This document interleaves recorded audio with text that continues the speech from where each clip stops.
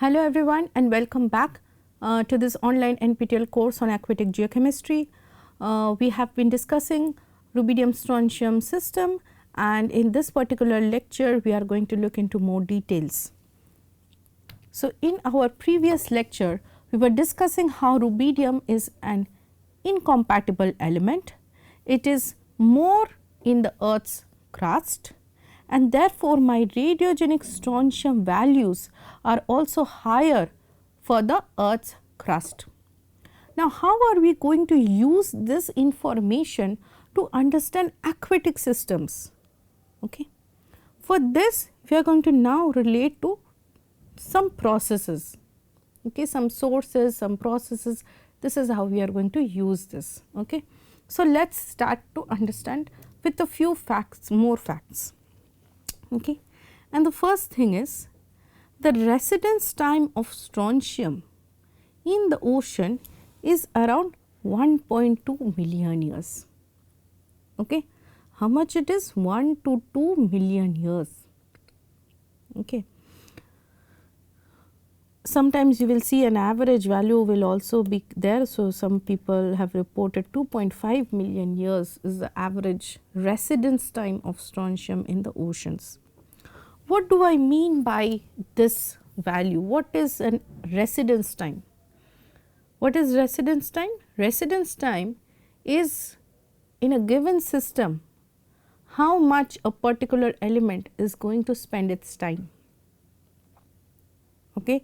A particular element, say suppose I am taking strontium, how much time will it be staying in a particular reservoir? For instance, this is the ocean that we are talking about, before it gets again recycled, okay, before it again moves into the land and through groundwater and rain and rivers and how it is getting transported. So, what is the residence time of a particular element in a particular reservoir? Okay. How much time it spends in that in that reservoir is what we call as the residence time. Okay. And in the ocean, strontium can stay for anything between 1 to 2 million years. And the global ocean, okay, global ocean, the entire earth's ocean, that mixing happens, that can happen between 1000 to 2000 years, okay, an average of 1500 years. Okay. With an average of 1500 years, we say that the ocean is mixing.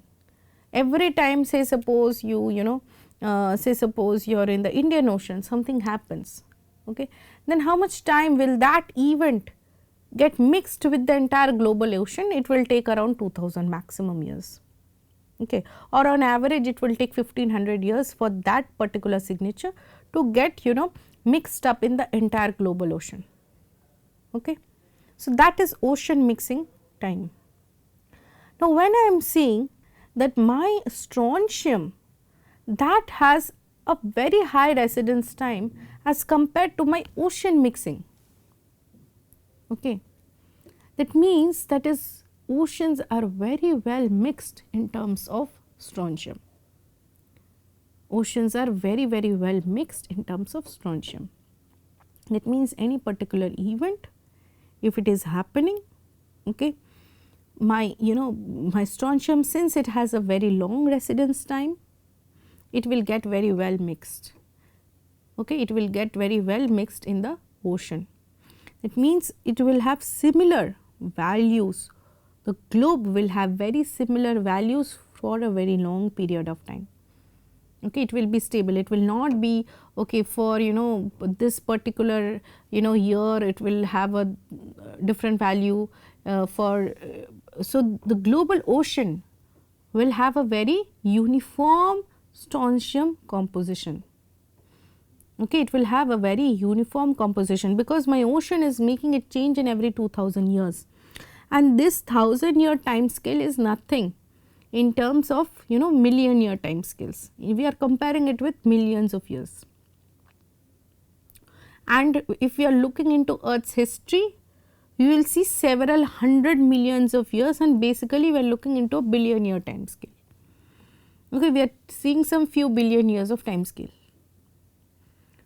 So, therefore, strontium can be a very, very useful element to look into Earth's past, what things were happening in the Earth's history, okay, how processes were happening in the Earth's history, okay, and what kind of processes. We are talking about Earth's climate, we are talking about formation of continents, we are talking about large scale processes such as weathering, mountain building, formation of the plateaus and all this land masses, basically land masses.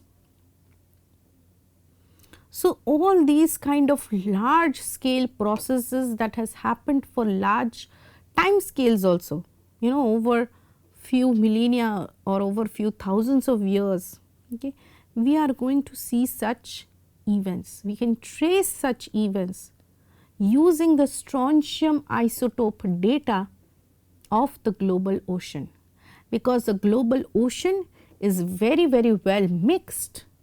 That means, if I am measuring a sample in Atlantic Ocean, I measure a sample in Pacific Ocean, I measure a sample in the Indian Ocean, they will have the same strontium isotope composition at a given time. Their isotope variation does not change because my oceans are different. Okay, my ocean differences or the processes that the ocean is undergoing does not change my strontium composition value. My strontium composition value can change due to two processes. First of all, it will show ages, okay, so that means more aging, more radiogenic isotope compositions. Okay, because it is a decay product, right, it is 87 strontium is a decay product. So, one is due to radioactivity, that is radiogenic decay of the parent atom to the daughter atom, and second of all, extremely important to understand is mixing of different sources. If my different sources are getting mixed, then only my isotope composition value can get changed. Okay. And when I am talking about different sources, they are they should have very distinct isotope signatures, then only we will be able to differentiate them. For instance, we are trying to differentiate between crustal and mantle sources. So, then we are going to have very distinct kind of they have very distinct signatures. So, therefore, will be able to differentiate them, okay, how much is from crustal sources, how much is from magmatic sources, like that. So, this is how we are going to utilize this kind of information. So, strontium, as we have seen, is more radiogenically present in the Earth's continental crust. Now, Earth's continental crust undergoes a huge phenomenon called weathering. Every place on the Earth's crust is undergoing this weathering phenomena, okay. And this weathering is controlled by climate, okay. It is controlled by how much warm the climate is, how much wet the climate is, okay. So, if the climate is getting more warm, there will be more intense weathering, okay. There will be more intense physical weathering activities, chemical weathering activities. So, weathering and climate is directly related. Also, what happens is, whenever there is weathering going on, silicate type of rocks, if silicate type of rocks is getting weathered, then carbon dioxide from the atmosphere gets absorbed, okay. We have discussed this in one of the previous lectures, that carbon dioxide dissolves in the water to form carbonic acid, and this carbonic acid is going to interact with the minerals, and then it is going to cause all those weathering reactions is going to form. Okay. So, therefore, during this carbonic acid and interaction with the minerals, what happens is that my carbon dioxide is going to get incorporated in one of the weathered minerals, and therefore, during the silicate weathering process, carbon dioxide from the atmosphere gets consumed. Now, on the Earth's planet, there are two processes that consumes carbon dioxide. First is photosynthesis. Okay, so, green plants, okay, they will prepare their for their food, they are going to perform photosynthesis, and therefore, they are going to uptake carbon dioxide. Other than this organic process, there is only one more extremely large scale phenomena happening, and that is weathering. That is a carbon sink, okay, as a process. Okay. We have also mentioned that oceans is a very major carbon sink. That means, carbon dioxide naturally gets dissolved in the ocean and acts as a carbon sink. That is a different sink. Here I am talking about a process, which process consumes carbon dioxide, and it is a natural process. We are not going to no human kind of intervention is there. So, another natural process apart from photosynthesis that consumes carbon dioxide is weathering, and specifically weathering of silicate rocks, okay, because only when silicate rocks get weathered, carbon dioxide gets removed from the atmosphere. If my carbon dioxide is getting removed from the atmosphere, what is going to happen? My concentration of carbon dioxide is going to be low in the atmosphere. Carbon dioxide, as you know, is a greenhouse gas. Okay. Lower carbon dioxide levels also would imply that it will give a feedback to the weather, to the climate for a large time scale. That means, if very intense weathering is happening, extremely intense weathering is happening, then my carbon dioxide removal from the atmosphere will also equally be high. That will give a feedback, it will give a positive feedback to the weather. It will start getting cooled, okay.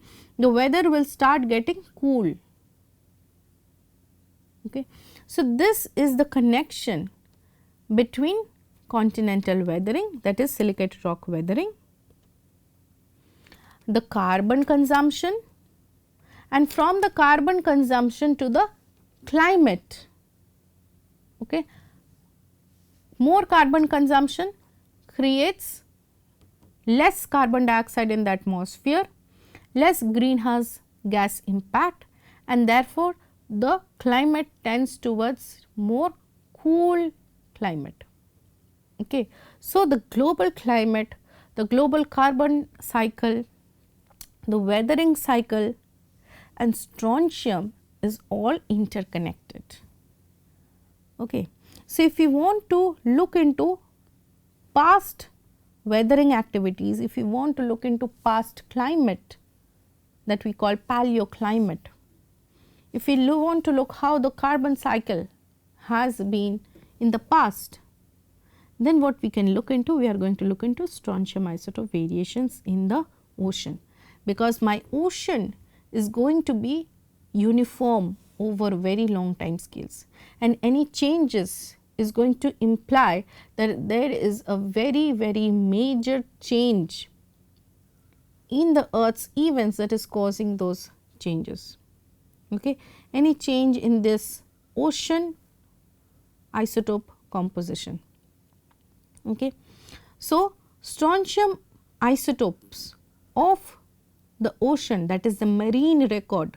Okay. Oceans also is same as marine. Okay. So, when we are seeing the marine history of strontium isotope compositions, they are going to inform us about the continental weathering. Okay. It is going to inform us about the continental weathering. From the continental weathering, we are going to imply two things. Okay. First, what kind of tectonic activity is going on, and two, what kind of climate is going on. Okay. So, continental weathering, more continental weathering means more radiogenic signature is happening. Okay. When the oceans, what are we seeing? We are seeing the ocean, right. Where is the ocean is getting its radiogenic strontium? It is from the continents. Okay. More weathered products is coming from the rivers. The rivers are going to carry all these weathered products and that is going to come to the ocean. Okay. So, if the ocean is showing more radiogenic signature, that means my continental fluxes, my weathered particles from the continents to the ocean has increased. That means either my tectonism has increased due to tectonic imbalances, due to a lot of tectonic activities, my continental fluxes has increased, or tectonism is okay, tectonic activity is at peace, but my climate has become extremely warm, more hot climate, intense weathering is going on. That is also a possibility. Okay. So, either my higher radiogenic, so whenever in this strontium isotope record we are seeing higher radiogenic values, we can imply okay, there will be either a possibility of either there will be more tectonic events or orogenic events or some kind of disturbant events are going to happen, or it is going to some disturbances in the climate. So, now we are going to look for only two things. So, we have got other parameters to check for. Okay. So, tectonic events also helps us understand Earth's climate. Okay. Because if there is more tectonic events going on, there is more volcanic activities happening, more orogenic activities are happening, that can also change the Earth's climate. There can be release of a lot of volcanic gases, more greenhouse gases will be there, it can change the atmospheric composition in a very long time scale. It is getting erupted over a short time scale, but it is so much in amount that it can change actually the atmospheric composition, or it can the ashes that is there, that can change the temperature. So, therefore, they will change the long term climate. Okay. So, that can be there, or there is changes from the weathering point of view. So, if there is weathering going on, more carbon consumption is going on. So, we directly have a reference to check for the carbon cycle. So, these three all become interrelated, the tectonic events, weathering and the global climate. Okay. So, 87 strontium by 86 strontium variations, as you can see. So, this is the more radiogenic, okay, more radiogenic and less radiogenic. Less radiogenic values, and this is how it has varied over the past 600 million years. This is how it has varied over the past 600 million years. Okay. So, it is going up and down as you can see, and now it is just continuously rising. Okay. These kind of variations we have to check whether they are matching with periods of glaciation, or whether there is some sea level rise happening, whether there is any orogeny activities. What is orogeny activity? Orogeny means mountain building processes. Okay. Orogeny activity can mean the Himalayas when they were formed, okay, that is a orogeny. Okay. Basically, they are mountain building activities, okay, or there is some major volcanic eruptions, or the ocean crust is getting altered. So, again some kind of tectonic event is happening. Okay. So, we have now got the data, as you can see the data is there, and we have to see okay, why is it changing, what is making it so variable, okay, what happened that caused this kind of peak in this particular time period. Why did this happen? Why there was a sudden fall at this period? Okay. Why now it is increasing? Why is it now on an increasing trend? So, this is how we are going to look for. So, I hope you have understand the link between rubidium, that is high in the earth's crust, okay, with more radiogenic strontium, okay, more radiogenic strontium, and that is from either, if you are looking into the ocean record, that is coming from continental weathering. Its fluctuations is going to show me continental weathering, and this continental weathering, this is changing, right. Why is it changing? It can lead to explanations for glaciations and interglaciations. Why?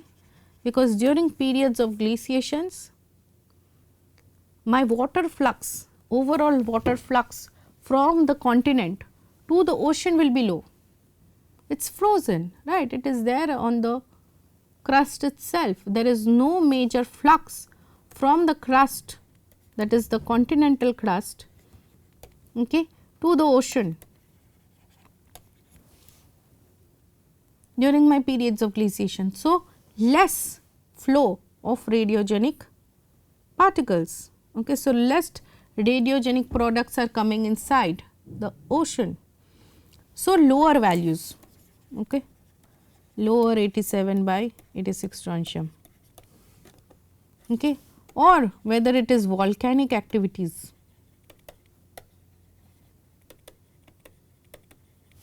That can happen two things, either it will influence the climate, okay, that is going to influence my climate, it is going to make it cool, okay. So, less weathering,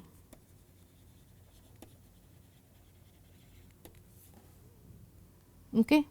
So, that is happening, or what else is happening? There is mountain building going on, orogeny.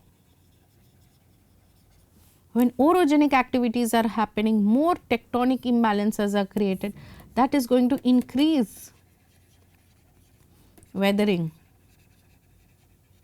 More land masses will be susceptible, okay, to weathering activities. There will be dislocations, there will be landslides, there will be lot of sediment flux from the continents to the oceans, okay. So, therefore, orogeny is related to increased weathering and more radiogenic 87 by 86 strontium, okay. And all of this are going to relate with the climate through what? Through the carbon cycle. It is going to inform us how we are going to understand the carbon cycle, how we are going to understand the past climate, okay. So, that is why strontium isotopes, okay, 87 strontium by 86 strontium, very used isotope system. It is one of the best recorded isotope systems for the oceans. It is one of the best recorded isotope systems for the oceans.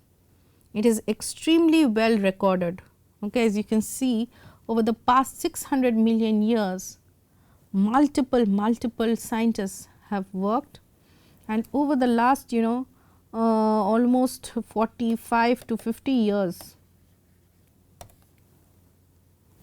almost starting from 1980s, slightly before 1980s.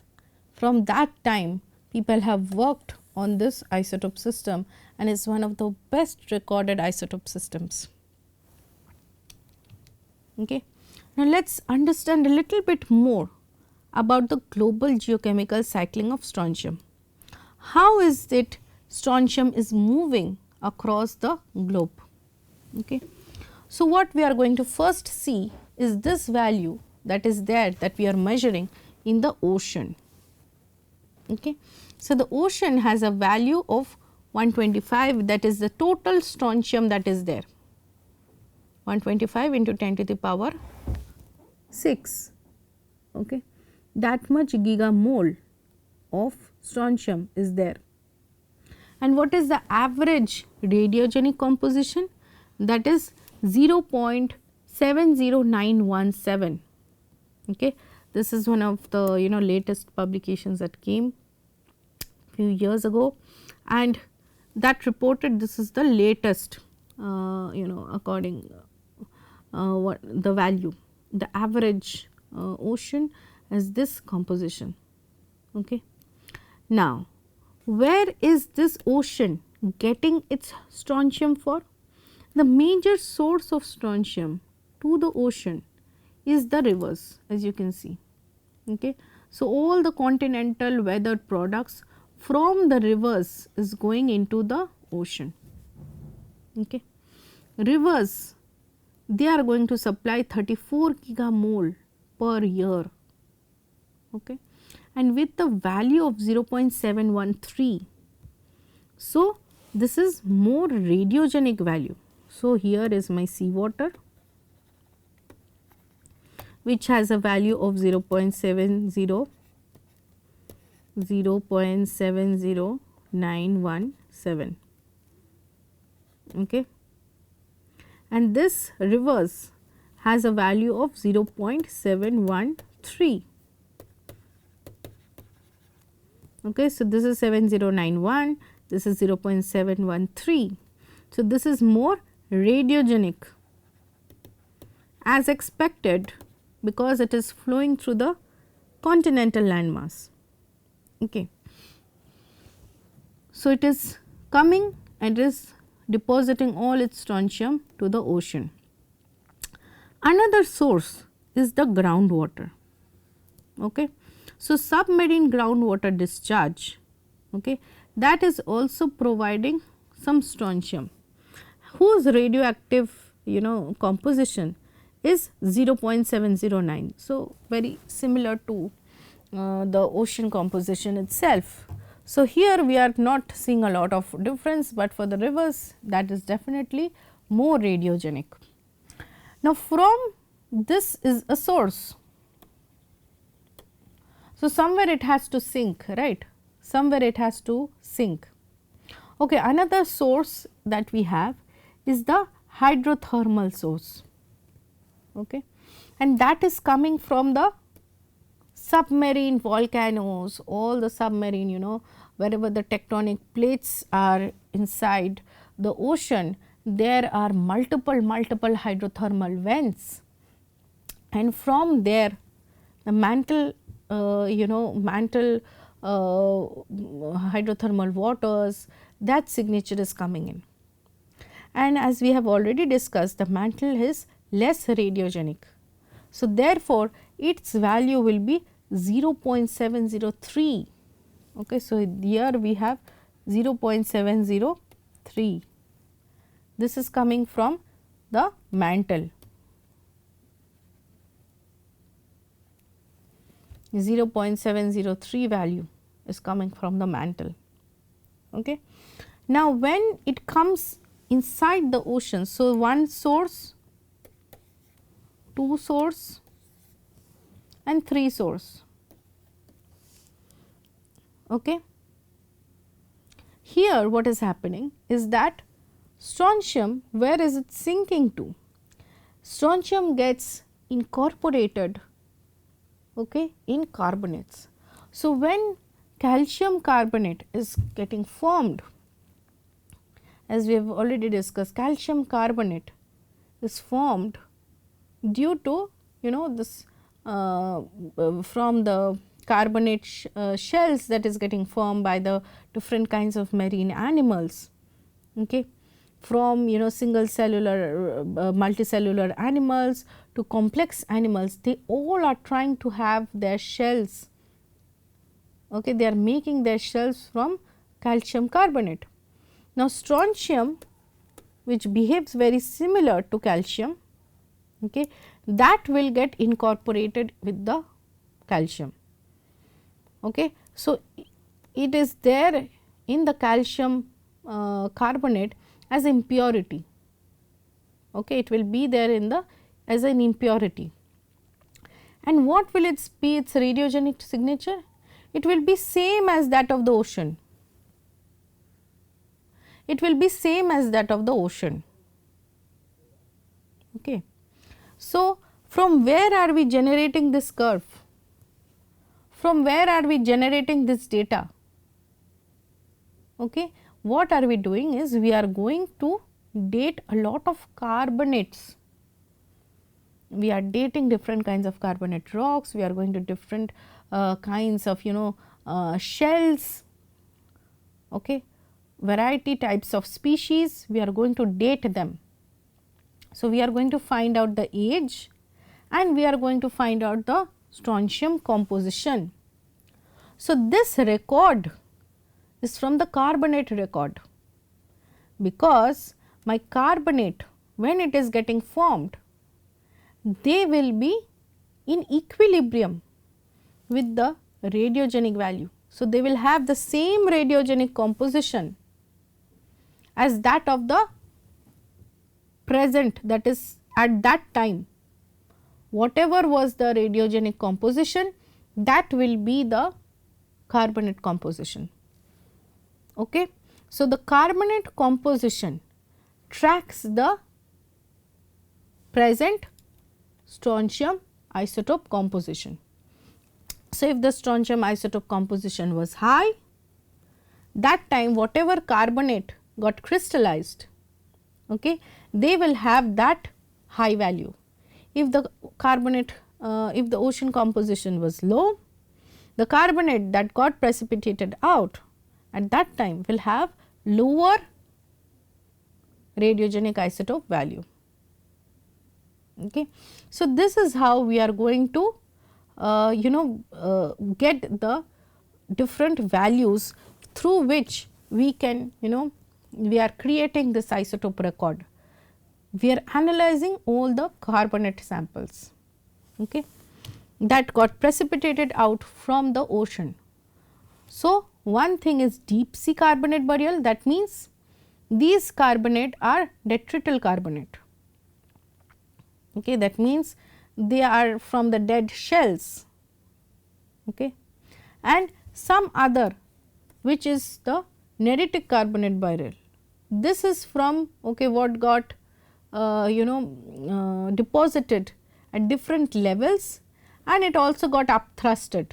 Okay, so, it got upthrusted on the continental crust. So, this is how the strontium cycle works. Okay. First thing is what we understand is that the major flux into the oceans is from the rivers, okay, extremely important value, okay, 0.713, because this is higher than the ocean composition, which is at 0.7091. So, the crust and all the products that is coming via the rivers, that is giving the radiogenic signature. The mantle on the other hand is giving unradiogenic signature 0.703. Okay. So, this has a lower radiogenic composition. And what is the sink? Sink is the carbonates. Okay. So, that is the sink. The major oceanic sink is the strontium that is getting removed as in the form of carbonate.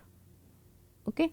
And sea water at present day has this value, very important to remember. Okay. And all the fluxes that has been calculated is from different literature sources. You can check this article that came out in Science in 2021. Okay. We are going to discuss a little bit more about strontium and its application in aquatic geochemistry in the next lecture. Thank you.